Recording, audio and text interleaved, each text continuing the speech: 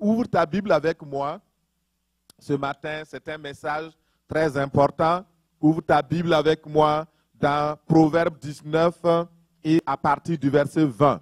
Reste concentré. Ne va pas sur les messages qu'on envoie. Enlève je ne sais pas, les notifications pour que tu ne sois pas dérangé. Et enlève le bruit. Tout bruit qui veut te déranger, dis à ce bruit-là, laisse-moi tranquille. Je veux ce matin-là découvrir les paroles de la destinée qui vont m'aider à entrer dans ma destinée. Amen. Gloire à Dieu. Ouvre ta Bible avec moi. C'est dans Proverbe 20 et Proverbe 19, plutôt verset 20.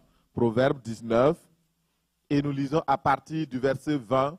Il est écrit ainsi: écoute les conseils et reçois l'instruction, afin que tu sois sage dans la suite de ta vie. Il y a dans le cœur de l'homme beaucoup de projets, mais c'est le dessein de l'Éternel qui s'accomplit. Parole du Seigneur. Amen.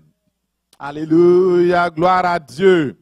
Donc, beaucoup de personnes essayent dans la vie d'échapper à leur destinée. Beaucoup de personnes essayent par eux-mêmes d'accomplir le but pour lequel Dieu les a choisis et il les a appelés dans le monde. Il y a certains qui conçoivent des pensées, des projets, toutes sortes d'affaires. Mais la parole de Dieu dit que finalement, c'est le dessein de Dieu, c'est la volonté de Dieu, c'est la destinée de Dieu qui s'accomplira. Ça veut dire quoi? Est-ce que je suis obligé de rentrer dans ma destinée? Si je refuse, est-ce que Dieu va me forcer? Non. Mais ça veut dire que c'est si tu accomplis, plutôt, si tu choisis de faire la volonté de Dieu, c'est cette volonté de Dieu qui va se faire voir, qui va être réalisée véritablement. Et tout ce que tu mettras de côté par ta sagesse ne marchera pas. L'homme élabore de nombreux plans, mais seule la décision du Seigneur se réalise. S'il est ainsi, frères et sœurs, l'homme sage, la femme sage, la femme qui connaît Dieu va faire que tout ce qu'il fait, ses projets, s'alignent sur le plan de Dieu. Lorsque vos projets sont alignés sur le plan de Dieu, sur la volonté de Dieu, alors vous êtes en paix. C'est tellement important, frères et sœurs. Nous devons vérifier ce matin. Regarde dans ta vie. Est-ce que tu as le chemin et tu es sur le chemin dans lequel le Seigneur veut que tu sois, ou bien tu es sur ton propre chemin? Nous devons vérifier si nos projets s'alignent parfaitement avec la destinée initiale que Dieu a prévue pour nous. Mais comment conformer nos projets si nous ignorons notre destinée? Et c'est pourquoi cette année, le Seigneur nous amène à découvrir notre destinée. En écoutant le conseil de Dieu, en recevant les instructions de la bouche du Seigneur, si nous acceptons la correction de Dieu, alors le Seigneur va nous donner de rentrer dans notre destinée, dans le dessein que lui-même a formé pour nous. Frères et sœurs, en Jésus-Christ, nous rappelons que l'année 2022 a été proclamée l'année donc de la destinée fructueuse. Et depuis le mois de janvier, nous avons commencé à enseigner. Nous avons commencé à regarder ensemble qu'est-ce que la destinée. Expliquer la notion même de destinée fructueuse. Parce que pour certains, c'est un message familier. Pour d'autres, c'est encore plus compliqué. Le concept n'est pas encore bien compris. Et nous procédons selon la parole de Dieu. La Bible dit que lorsque Moïse est sorti d'Égypte, il a marché au pas des faibles. Et c'est pourquoi nous allons revenir souvent sur la notion de destinée et pour vous donner à savoir qu'est-ce que la destinée. D'abord, pour ceux et celles qui nous ont pris en cours, sachez que la destinée est simple. Qu'est-ce que cela veut dire? Dans des mots simples que tout le monde, même les enfants, peuvent comprendre. C'est que Dieu a créé chaque être humain. Homme ou femme, noir ou blanc, quel que soit qui vous êtes, si vous êtes un être humain, Dieu vous a créé avec un but. La première clé que nous avons reçue, c'est la crainte de Dieu. Pourquoi? Parce que la crainte de Dieu nous permet d'entrer dans le plan secret de Dieu. Il y a une banque de destinée dans laquelle le secret de Dieu est caché. Et nous pouvons aller devant la présence de Dieu. Et Dieu ne cache rien à ceux et celles qui sont devenus amis de Jésus.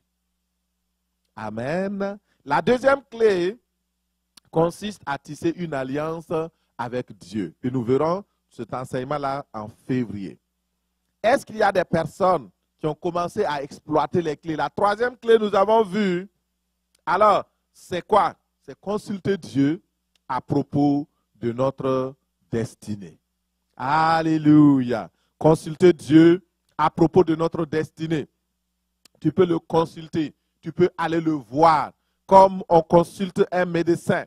Est-ce qu'il y a des gens qui ont déjà commencé à utiliser leur clé? Si tu n'as pas commencé à utiliser ta clé, je t'invite, avant la fin du mois de janvier, s'il te plaît, commence à demander à Dieu, quel est le but pour lequel tu m'as amené sur la terre? Quel est ton plan? Qu'est-ce que tu as préparé pour moi? Quel est mon avenir? C'est très important. Mon frère, ma soeur. Alors, ceux qui ont commencé, vous agissez bien. Il faut écouter et agir. J'aimerais attirer votre attention particulièrement sur l'action. Alors, attirez votre attention sur l'importance de mettre en pratique la parole de Dieu. Ne vous bornez pas à écouter la parole en vous trompant par des faux raisonnements. Ah oui, ça va aller. De toute façon, il ne faut pas trop mettre l'accent sur ces histoires de destinée. Ça, c'est le diable qui vous chuchote. Faites attention. C'est une grande opportunité que le Seigneur nous a faite. Cette année 2022, il nous a dit, parle. Parlez à propos de la destinée. Découvrez la destinée. Et je vous donnerai une destinée fructueuse. Et s'il vous plaît, frères et sœurs, s'il vous plaît, mettez en pratique la parole.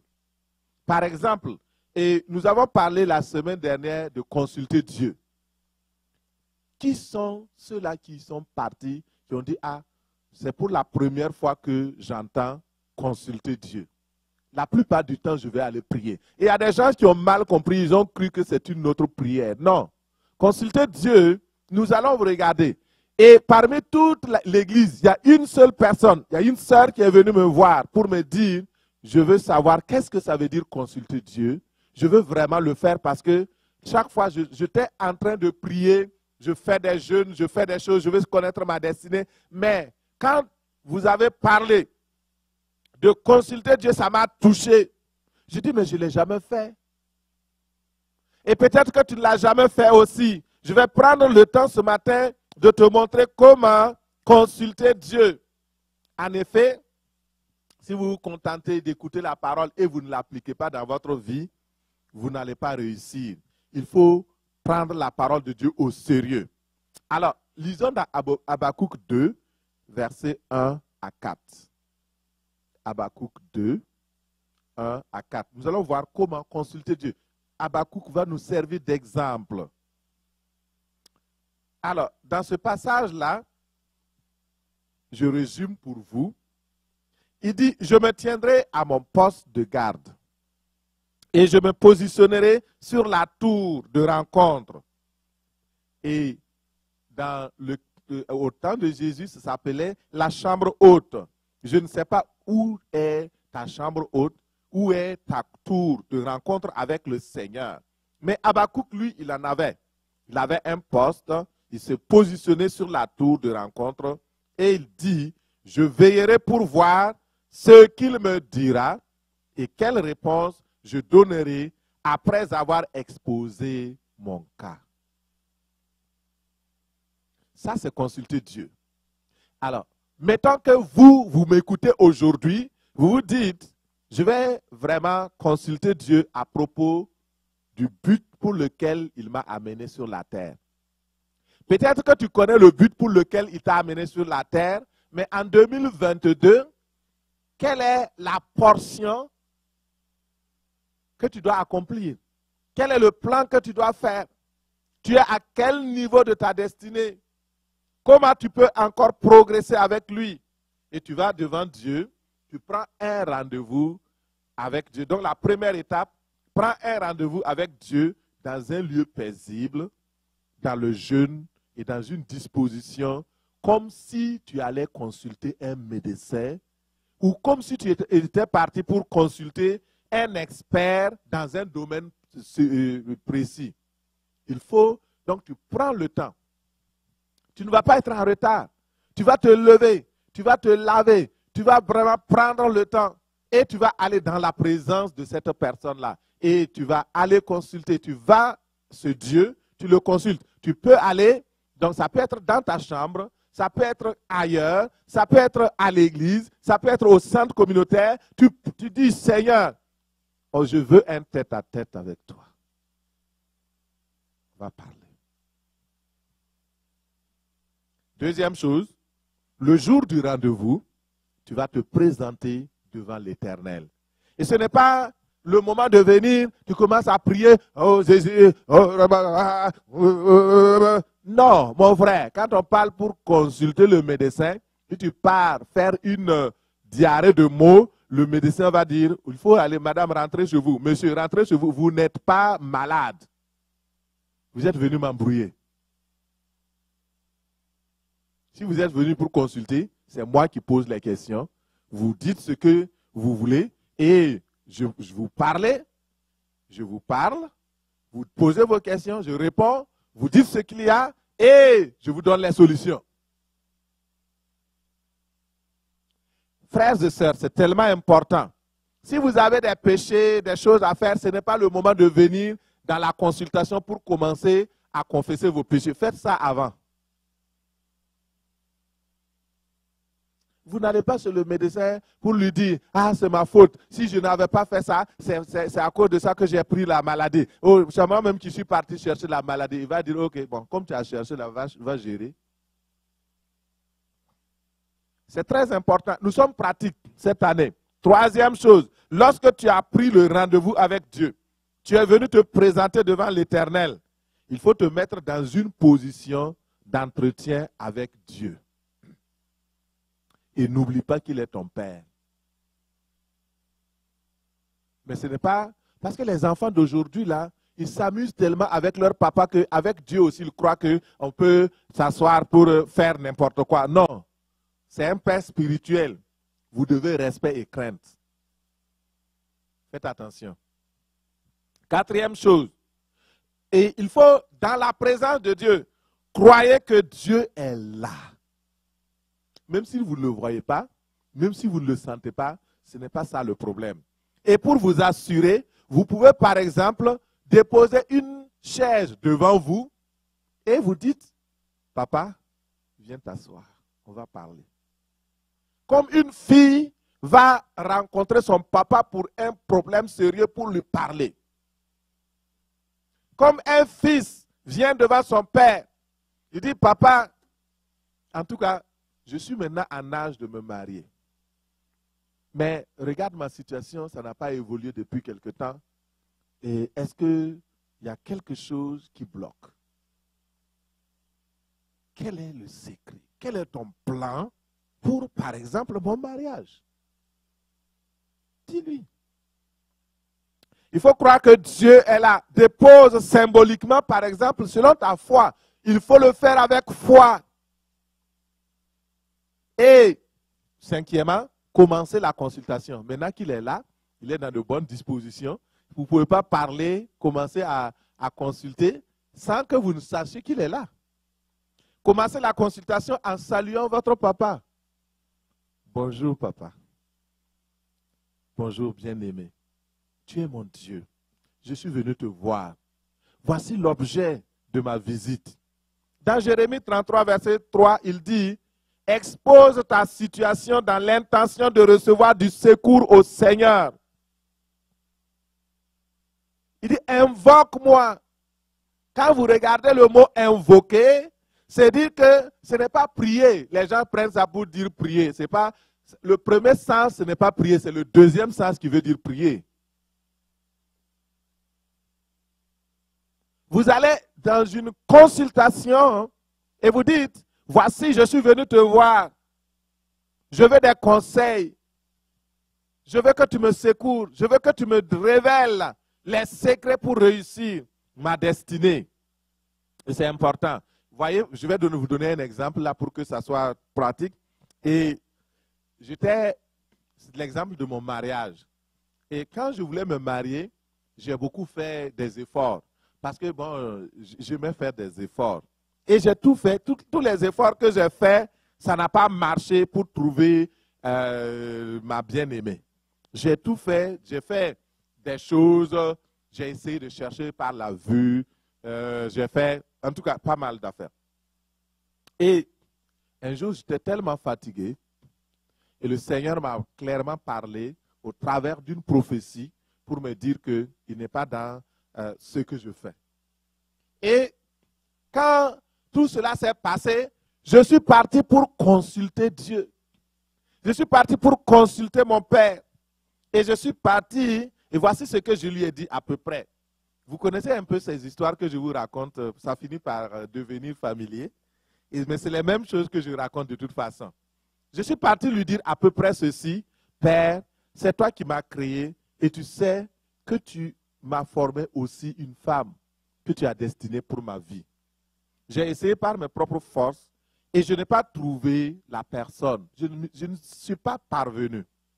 C'est pourquoi je viens te voir et te demander de me révéler la fille que tu as préparée dès avant la fondation du monde pour moi. Quelle que soit la personne que tu me révéleras, je l'accepterai parce que je te fais confiance. À peu près ça que j'ai dit à Dieu. Et j'étais là. Quand vous parlez à Dieu, attendez qu'il vous parle. Je suis resté. Je n'ai pas reçu de réponse ce jour-là. Mais je suis sorti de là rempli de paix, rempli de joie, rempli d'une assurance que Dieu a écouté ce que je lui ai présenté comme consultation, comme problématique que je suis venu présenter. Alors, lorsque vous avez fait cette consultation, 7e point, il faut rester calme et dans la confiance. Ésaïe 30, verset 15. Il dit que c'est dans le calme et la tranquillité que viendra notre force. Le calme et la tranquillité. Restez calme. Attends la réponse de Dieu. Dans le cas de Habakkuk, Habakkuk a donc exposé sa situation et il est resté calme. Il a dit, je reste sur ma tour. Je vais veiller. Ça peut te prendre une veillée. Ça peut te prendre long. Mais restez dans l'attente. Ça peut prendre une veillée. Mais soyez patient. Quand vous consultez, vous êtes patient, n'est-ce pas? Alléluia. Oui, c'est ça. Vous allez consulter le médecin. Vous devez patienter. Vous allez consulter Dieu. Soyez patient. Et 8e point, il faut faire ce qu'il vous dira. Lorsque le Seigneur vous dit, voici ma volonté, fais ce qu'il te dira. L'obéissance apporte toujours la bénédiction, tandis que la désobéissance amène la malédiction. Il faut attendre dans la confiance. Et dans le cas de Habakkuk, et il dit, finalement quand Habakkuk attendait, le Seigneur est venu lui dire, écris, je te révèle maintenant ma volonté pour le peuple d'Israël. Je te présente ce que je veux pour ce peuple-là. Écris, prends un stylo, écris rapidement. Je te révèle le secret. Alléluia.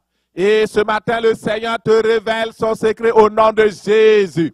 Si tu le consultes, il va t'entendre, il va t'écouter, il va te dire, mon fils, ma fille, voici le plan que j'ai pour vous. Dans le cas de Habakkuk, le Seigneur a parlé, il s'est révélé, il a donné la réponse. Dans mon cas également, le Seigneur m'a parlé, il m'a donné la réponse. un jour, alors que je ne m'y attendais plus, le Seigneur est venu me parler. Il a donné des directions claires. J'ai trouvé une personne, oui, qui est là. Et je l'ai préparé aussi pour toi. Et alors, je n'ai plus eu peur. J'ai accepté ce que le Seigneur a dit. Et ce jour-là, j'étais en prière, puisque je ne m'y attendais pas. J'étais en train de prier. Et là, à 9 h le matin, alors que je faisais mon adoration, il est venu me dire, prends un stylo, écris toutes les caractéristiques de la femme que j'ai destinée pour ta vie. Je n'avais pas de stylo bleu. Il y avait un stylo rouge juste à côté. J'ai commencé à graphiner les 5 points de caractère que le Seigneur m'a dit. Il dit, quand tu la verras, tu verras ces 5 traits-là, tu ne vas plus douter. Alléluia. Gloire à Dieu. Merci, merci Seigneur, que tu es merveilleux, que tu es glorieux. Alléluia. Merci Seigneur. Et frères et sœurs, voici comment il faut procéder. Les 8 points que je vous ai dit là. Si vous êtes sérieux, vous allez dans la présence de Dieu. Vous dites, Seigneur, je suis venu pour te consulter par rapport à ma destinée. Montre-moi, tu ne m'as pas créé en vain. Je ne suis pas le produit d'un Big Bang. Je suis le produit d'un Dieu parfait qui m'a créé pour un but. Alors, il se révélera à toi. Au nom de Jésus, nous avons prié. Amen. Seigneur, merci parce que tu réponds à cette prière que tes enfants te font. Ils crient à toi, ils ne savent pas, beaucoup ne savent pas, ils se disent, ma destinée est cachée, mon avenir ne paraît pas, mon avenir ne va pas. Oh, je suis dans la souffrance. La plupart d'entre vous, vous êtes dans la souffrance à cause de votre faute. Par exemple, on dit allez consulter Dieu. Vous allez voir, si on vérifie, peut-être 50% seulement vont le faire. C'est ça le gros problème avec les croyants là. Ils connaissent plus que le pasteur. Ah, j'attends que le Saint-Esprit vienne me parler. Le Saint-Esprit t'a déjà parlé. Alors, frères et sœurs, nous allons maintenant au 4e point. 4e clé, mon frère, ma sœur, 4e clé rapidement. Nous prenons la 4e clé ce matin. Ça s'appelle la direction divine. La direction divine. Et vous savez, Dieu conduit les gens d'une façon différente selon les personnes, selon les cas. Selon les personnes, selon les cas. Il ne va pas conduire comme, par exemple, il m'a conduit. Je suis spécifique, tu es spécifique. Il va te conduire d'une manière. Et c'est cela qu'il faut comprendre, frères et sœurs.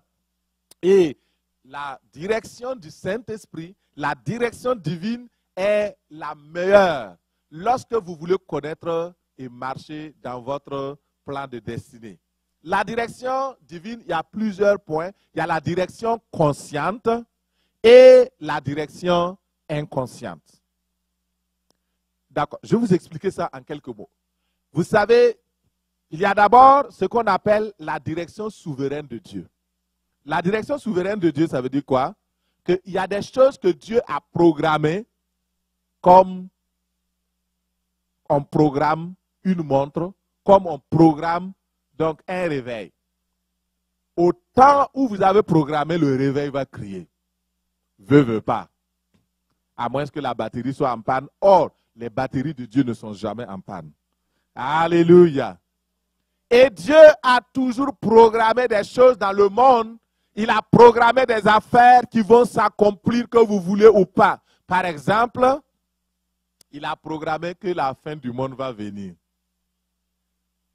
Et que, avant la fin du monde, il y aura des guerres, des bruits de guerre, il y aura la tribulation, il y aura des maladies contagieuses, il y aura des épidémies, il y aura la peste, il y aura toutes ces choses. Bon, mettons que vous êtes tellement zélé que vous dites, Seigneur, oh alléluia, nous prions maintenant, il ne faut pas qu'il y ait des épidémies dans le monde. Nous brisons toute la puissance des épidémies. Jésus dit, ça va venir. Continue de prier, mon frère, continue de prier.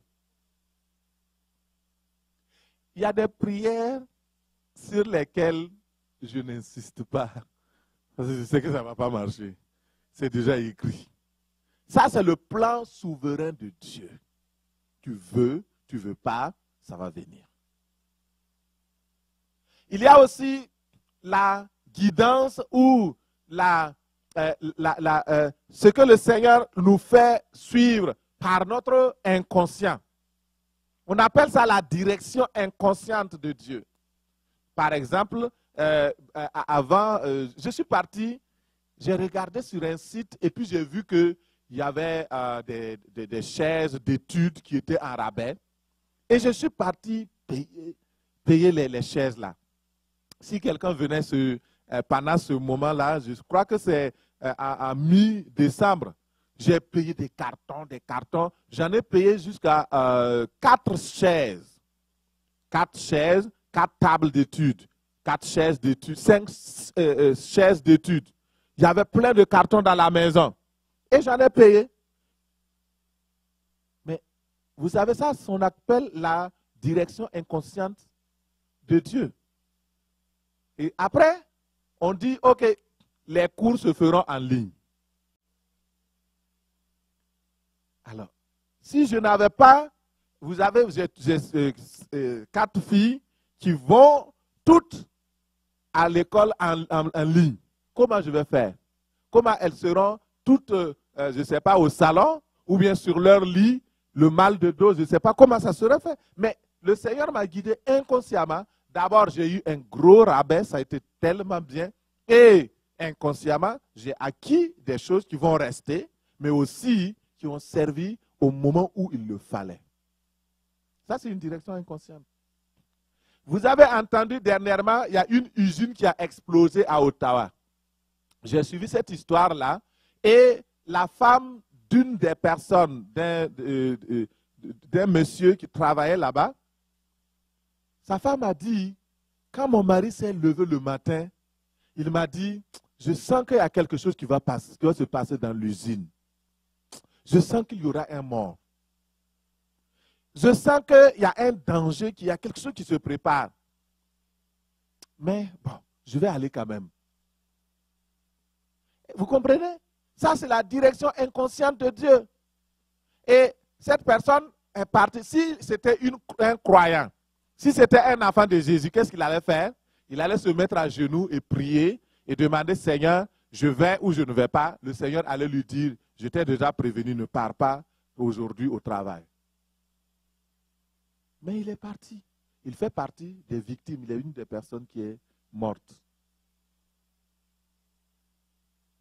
La direction inconsciente de Dieu, c'est la direction avec laquelle Dieu conduit tout le monde. Les païens, les croyants ou les non-croyants.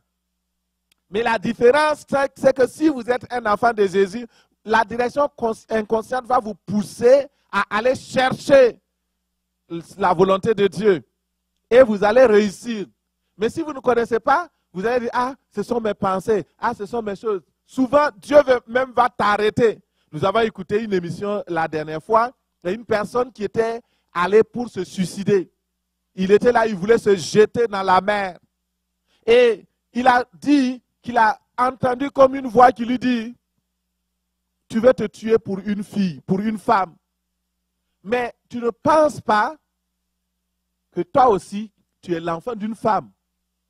Tu te tues pour une femme.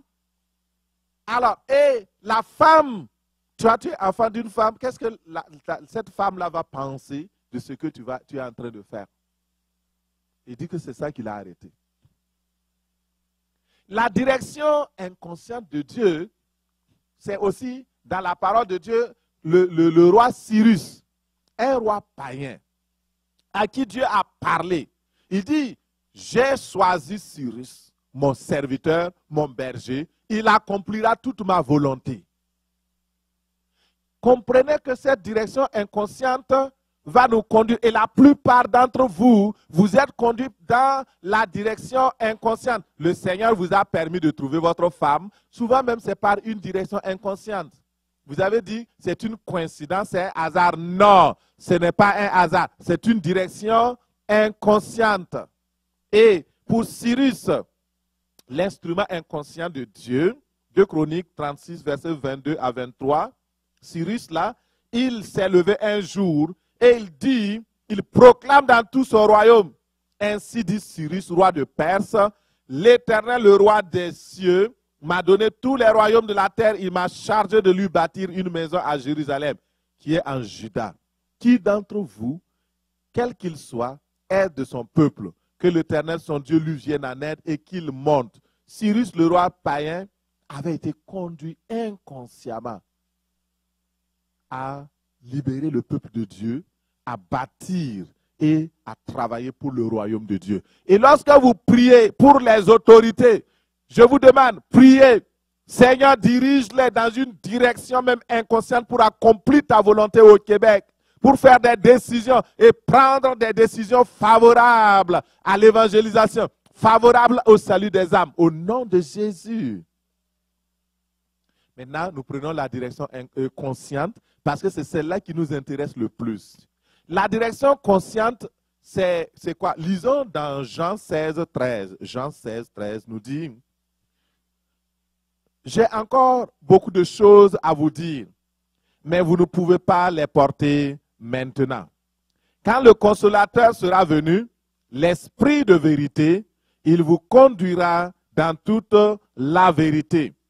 Car il ne parlera pas de lui-même, mais il dira tout ce qu'il aura entendu et il vous annoncera les choses à venir. Il me glorifiera parce qu'il prendra de ce qui est à moi et vous l'annoncera, parole du Seigneur. » Nous voyons ici la direction consciente de Dieu se fait par le Saint-Esprit de Dieu. Frères et sœurs en Jésus-Christ, je voudrais vous révéler un secret.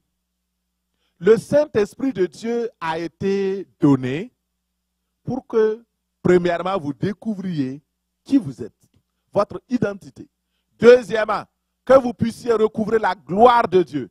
Troisièmement, que vous puissiez découvrir votre destinée.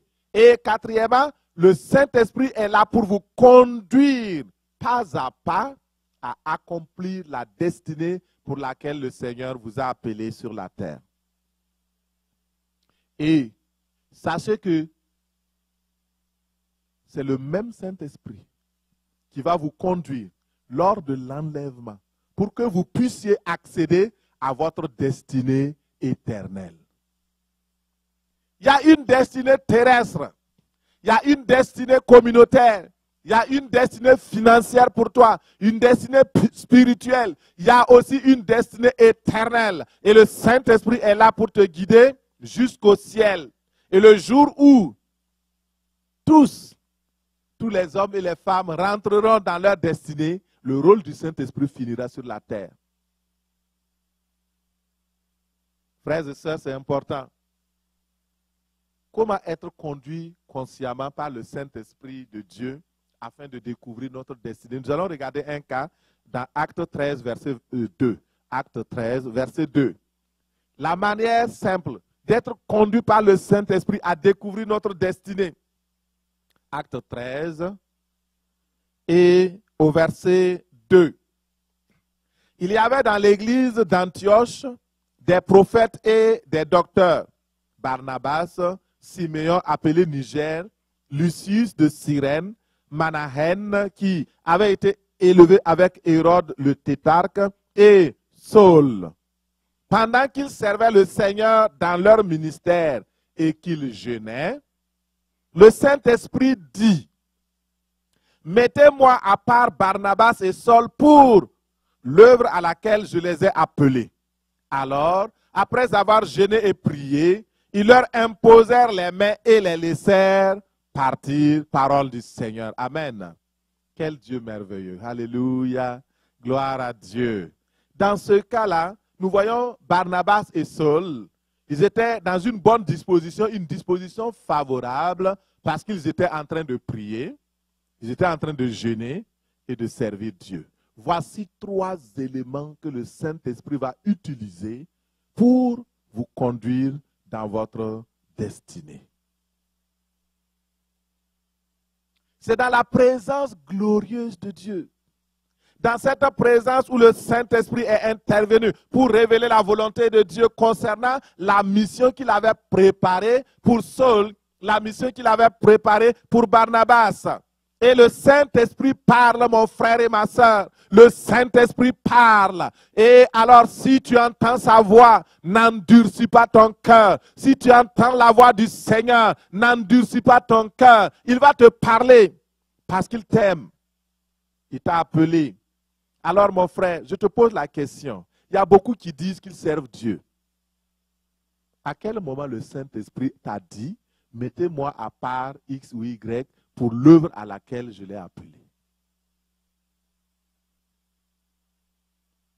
C'est ça le problème. Et il y a du cafouillage dans le royaume de Dieu, des serviteurs et des servantes. Quand, par exemple, tu n'as pas de travail et tu te lèves, tu dis que tu vas faire l'œuvre de Dieu. Je ne vois pas dans la Bible aucun chômeur que Dieu a appelé. Jamais. Toutes les personnes que j'ai vues que Dieu est parti chercher, ils étaient à l'ouvrage. Prenez Élisée. Il était en train de labourer. Élie est parti le trouver au champ. Il était en train de travailler. Et Élie, quand il est arrivé, il a pris donc, le manteau, il l'a jeté sur Élisée. Prenez tous les prophètes qui étaient là en train de chômer. Et puis Dieu est venu dire, ah, comme tu es maintenant en train de chômer, je vais te choisir. Non. Alors mon frère, ma soeur, tu veux faire l'œuvre de Dieu, attends que le Saint-Esprit t'appelle. Et si tu as reçu un appel, pourquoi es-tu assis à ne rien faire? Pourquoi passes-tu le temps? Le temps passe, le temps passe. La Bible dit de racheter le temps. Ne reste pas, parce que Dieu a déterminé un temps pour que tu rentres dans ta destinée. Si tu épuises le temps, tu ne pourras pas le faire. La parole de Dieu nous apprend que Barnabas et Saul étaient envoyés par le Saint-Esprit. Ils sont descendus à Séleucie et de là, ils s'embarquèrent pour l'île de Chypre. Et arrivés à Salamine, ils ont commencé à annoncer la parole de Dieu dans les synagogues des Juifs. Ils n'ont pas attendu. Dès qu'ils ont appris, dès qu'ils ont compris, dès qu'ils ont découvert le projet de Dieu pour eux, dès qu'ils ont compris leur destinée, ils ont pris en charge leur destinée. Ils sont rentrés dans leur destinée. Ils n'ont pas attendu. Ils ont obéi authentiquement et immédiatement, sans broncher, sans chercher à savoir qu'est-ce qu'on va manger. On va partir, mais est-ce que vous avez les provisions? Est-ce qu'il y aura une provision divine pour moi? Est-ce qu'il y aura un salaire? Ils n'ont pas posé ces questions. Aujourd'hui, quand le Seigneur appelle quelqu'un, il va d'abord aller voir les responsables de l'église. Ah, quel sera mon salaire? Est-ce que c'est l'église qui t'a appelé? C'est Dieu qui t'a appelé, non? Il va pourvoir à tes besoins. Va à lui. Et s'il ne pourvoit pas à tes besoins, c'est un signe qu'il ne t'a pas appelé aussi. Aujourd'hui, alors c'est ton tour d'être conduit par le Saint-Esprit de Dieu dans des affaires pratiques. Par exemple, le ministère, le travail, le mariage. Tu travailles quelque part où tu n'es pas satisfait, tu n'es pas content. Chaque fois, tu te plains. Ça veut dire que tu n'es pas, là où tu es, ce n'est pas le lieu où tu dois être. Minimum, là, réfléchis. Réfléchis. Le Seigneur veut te diriger par son esprit au niveau du mariage, des études, des finances.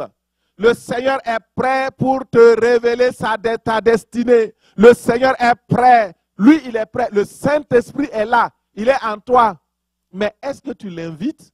Est-ce que tu le sers? Est-ce que tu communiques avec lui? Est-ce que tu lui poses des questions?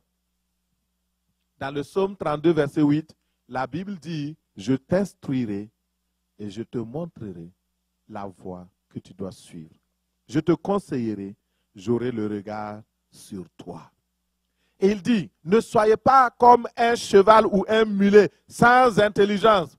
On les bride avec un frein et un mors, dont on les parle, afin qu'ils ne s'approchent point de toi. Il dit, beaucoup de douleurs sont de la part du méchant, Mais celui qui se confie en l'Éternel est environné de sa grâce. Ce que Dieu veut, c'est que tu obéisses. Ce matin, mon frère, ma soeur, voici, Dieu t'a créé pour un but. Et il dit, je vais t'instruire sur ta destinée. Je te montre les projets que j'ai formés sur toi. Je vais t'indiquer le chemin que tu devras emprunter, le chemin de ta destinée. Et sur ce chemin, je ne te laisserai pas seul. Mon Saint-Esprit, l'Esprit de vérité te conduira. Il te donnera la grâce de marcher sur le chemin sans que tu sois perdu. Alléluia. En plus de tout cela, il dit, mes yeux veilleront sur toi. Je vais te garder. Je vais garder ta destinée. Je vais veiller sur toi. Je vais veiller sur ta famille. Je veillerai sur tes projets. Je veillerai sur tes études, sur ton mariage, sur ton entreprise. Je ne t'abandonnerai pas. Je ne te délaisserai pas. Fortifie-toi seulement. Ne sois pas comme un mulet. Ne sois pas comme un cheval qui est sans intelligence. Mais sois intelligent. Ne sois pas entêté. Il y a des gens qui sont tellement entêtés. Dieu leur parle. Il dit non.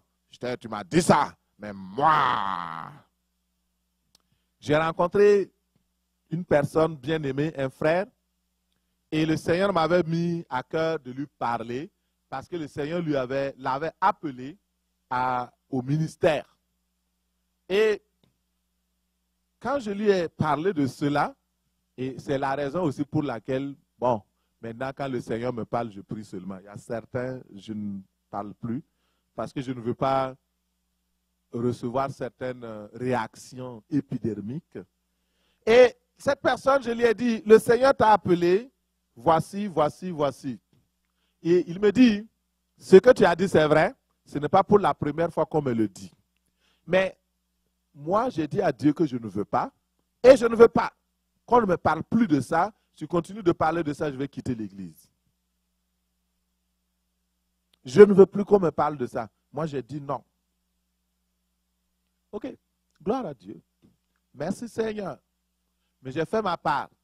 Mais écoutez très bien, ce que vous ne comprenez pas, c'est que Dieu vous parle.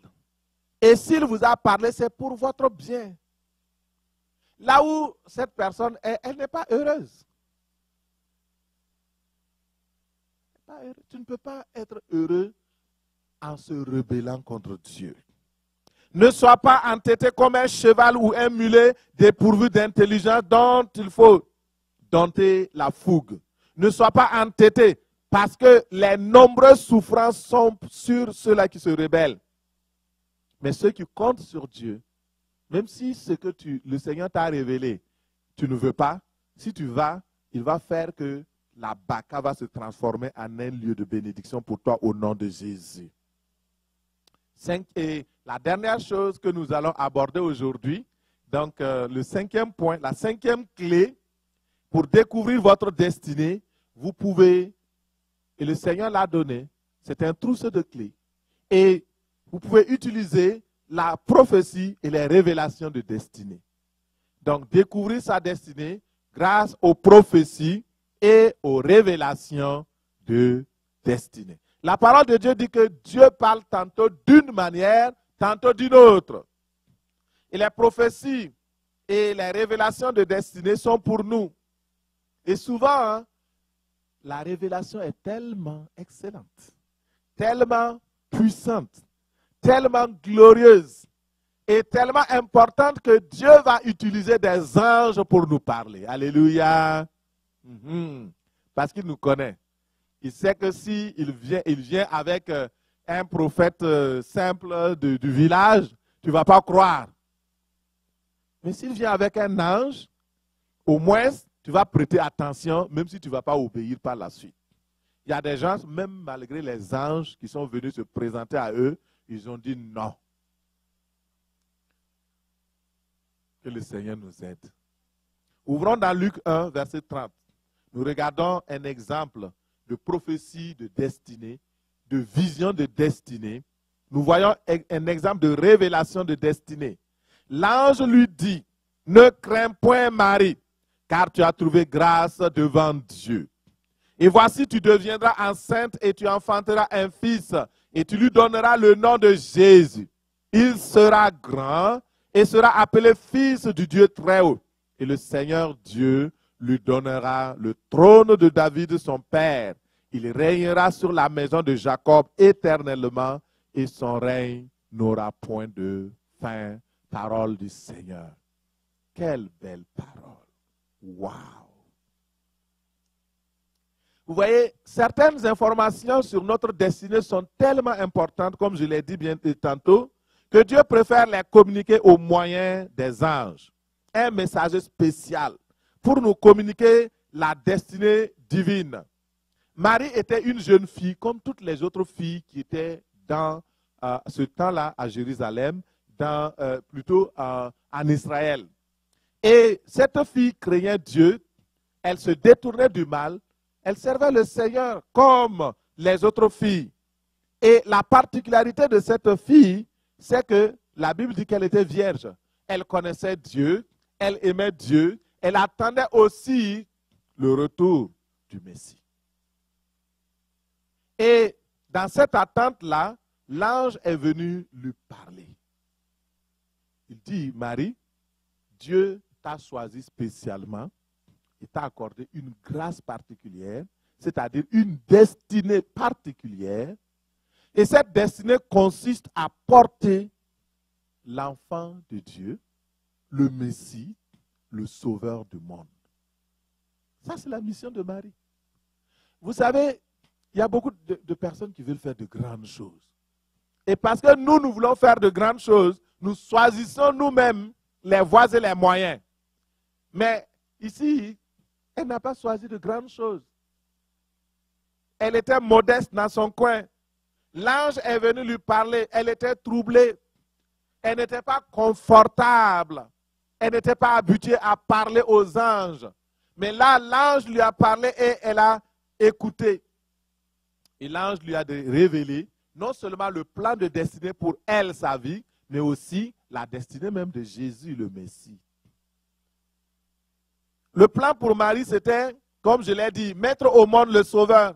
Elle dit, voici, premièrement, tu vas concevoir dans ton sein le Sauveur, tu vas enfanter le Fils du Dieu vivant, tu vas lui donner un nom. Et Jésus, dans la version hébraïque, c'est Yeshua.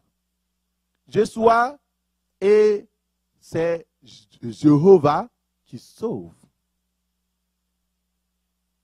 Dieu est venu se révéler à Marie pour dire, moi je suis le Dieu qui sauve et c'est maintenant que je vais envoyer le Sauveur, le Messie que vous attendiez et c'est par toi que ça va venir. Et n'hésitez pas à poser des questions à Dieu quand vous allez dans la consultation ou alors que vous priez ou alors que vous parlez. Vous avez la grâce de parler à des anges dans vos rêves, dans vos songes, etc. Posez des questions. Et l'ange continue, il dit, l'enfant que je vais te donner, l'enfant qui viendra en toi, l'enfant s'appellera le Fils du Dieu Très-Haut. Ce n'est pas un enfant ordinaire. Pourquoi? Normalement, on devrait l'appeler l'enfant du Saint-Esprit. Parce qu'il dit que le Saint-Esprit viendra sur toi. Et la puissance du Très-Haut reposera sur toi. Mais la Bible dit, Dieu est esprit. Et l'esprit, c'est Dieu. Donc, c'est l'enfant de Dieu. Alléluia. Merci Seigneur pour la révélation. La royauté de Jésus a été révélée. Au verset 33, il régnera sur la maison de Jacob éternellement et son règne n'aura point de fin. Donc ça veut dire que ce n'est pas un enfant naturel. Et tout cela a été révélé. Osons poser des questions sur notre destinée. Vous pouvez poser des questions sur comment ça va se faire. Et quand Marie a posé la question, elle dit, mais comment cela se fera-t-il? Puisque moi, je ne connais aucun homme. Tu parles de mettre au monde un enfant, ça prend que, voilà. L'ange dit, ne t'inquiète pas pour cet objet. Dieu s'occupe.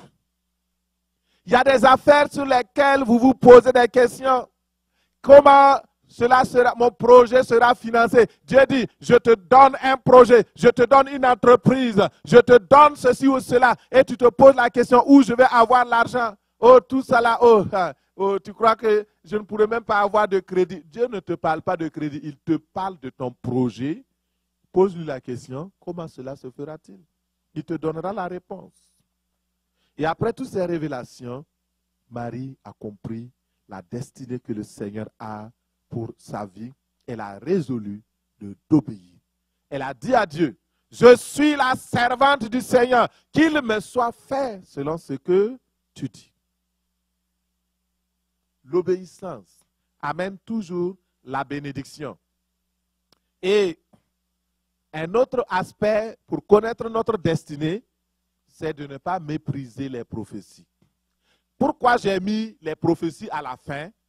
C'est parce que beaucoup de personnes, actuellement, il y a une confusion dans le royaume de tout le monde veut être dirigé par les prophéties. Tant qu'on n'a pas prophétisé sur vous, vous êtes perdu. Non, mon frère. Dieu a plusieurs moyens. Vous voyez, ces 5 moyens. Il te conduit par la crainte de l'Éternel. Il te conduit par les alliances, les promesses de Dieu. Il te conduit par la direction divine. Il te conduit aussi par les visions, par les prophéties. Mais la prophétie va venir pour souvent confirmer ce que tu as déjà reçu dans la présence de Dieu. Et là, c'est plus facile. Parce que la Bible dit qu'il y aura plein de faux prophètes. Mais la Bible n'a pas dit qu'il y aura plein de Saint-Esprit faux. Jamais, il y a un seul Saint-Esprit. Est-ce que vous comprenez? Si le Saint-Esprit vous dirige, vous ne serez jamais trompé. Jamais.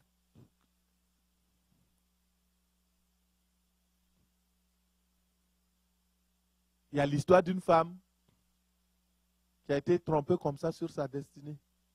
Elle était déjà mariée. Elle œuvrait dans une église. Et il y a une prophétesse, soi-disante.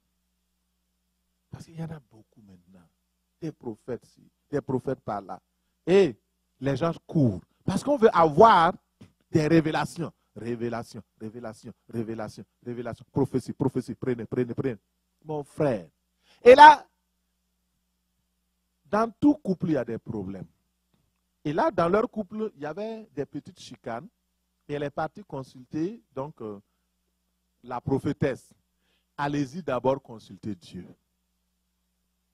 Il y a des gens qui viennent. Ah, pasteur, en tout cas, la prédication sur la destinée, là, c'est vraiment bien. Est-ce que je peux prendre un rendez-vous pour te consulter? J'ai dit d'abord de consulter Dieu.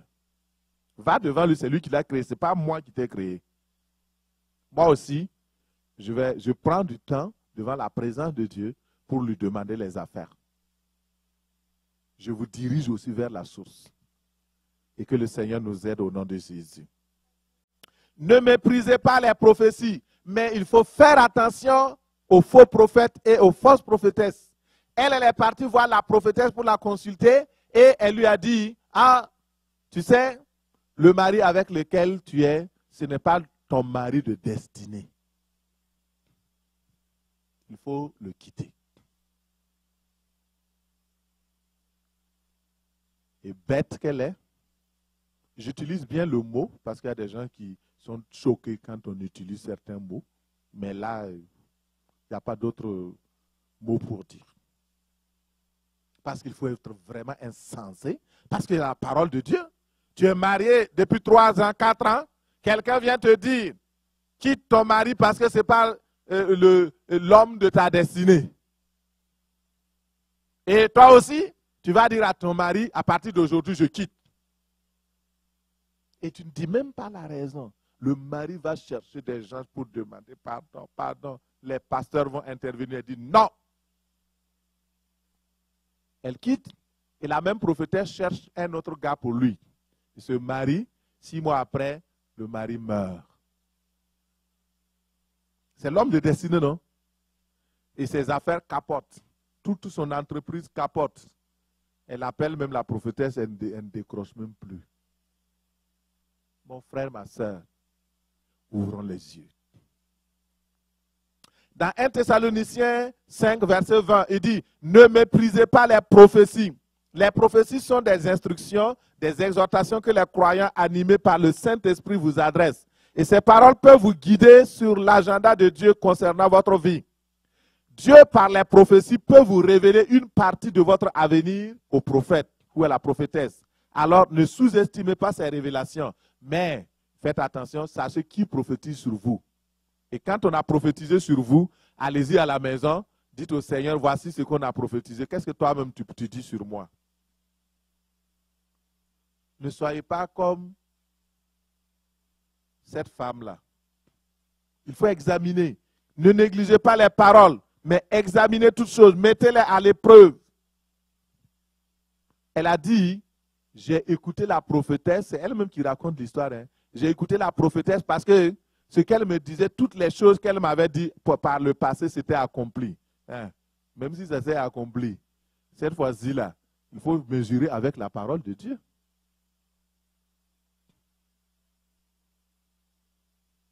Quelqu'un a prophétisé sur ta destinée? Va voir le Seigneur. Luc 2, verset 34 nous dit, Simeon est béni et dit à Marie, sa mère, voici cet enfant est destiné à amener la chute et le relèvement de plusieurs en Israël et à devenir un signe qui provoquera la contradiction. Et à toi-même, une épée te transpercera l'âme afin que les pensées de beaucoup de personnes soient dévoilées. Voici une prophétie de destinée.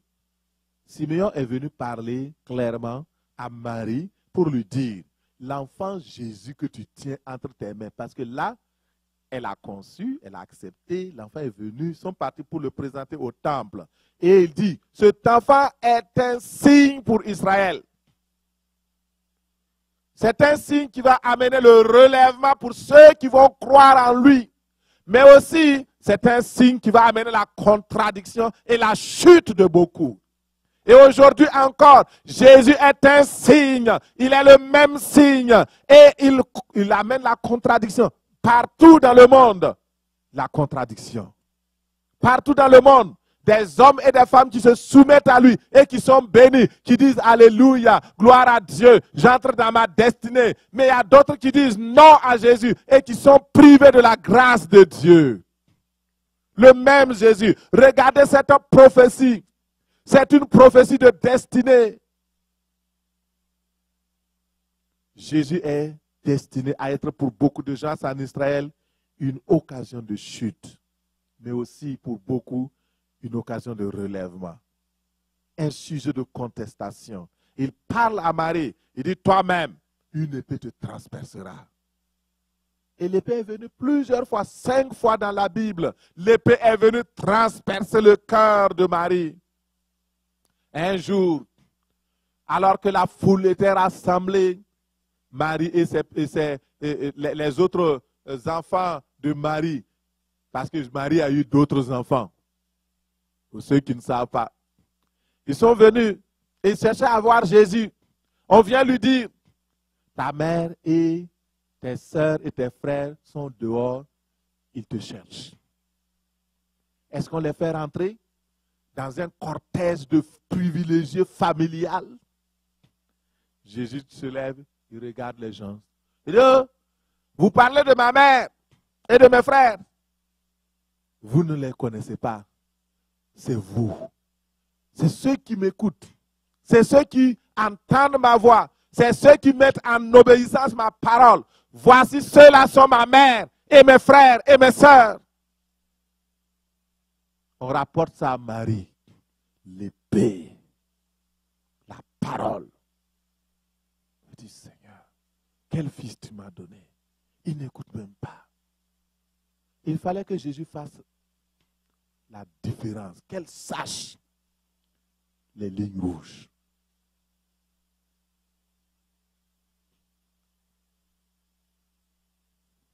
Dernière épée, c'était sur la croix. Il était là, il dit, au moins cette fois-ci, il va reconnaître que c'est sa mère. Beaucoup de personnes présentent des films où Marie joue un grand rôle, où elle fait des choses. Ce sont des mensonges. Ne croyez pas ces histoires-là, ça n'a jamais existé. Jésus dit, femme, Il dit même pas, mais femme, voici ton enfant, c'est Jean. Entre toi et moi, c'est fini. Alléluia. Les prophéties de destinée nous amènent à entrer dans une nouvelle dimension de profondeur, de grâce, dans une nouvelle dimension exceptionnelle où le Saint-Esprit travaille. Il nous montre les plans d'avenir, les projets à venir. Et voici les 5 clés que je vous remets. Prenez-les, gérez précieusement. Et alors, vous rentrerez certainement dans votre destinée. Au nom de Jésus. Amen.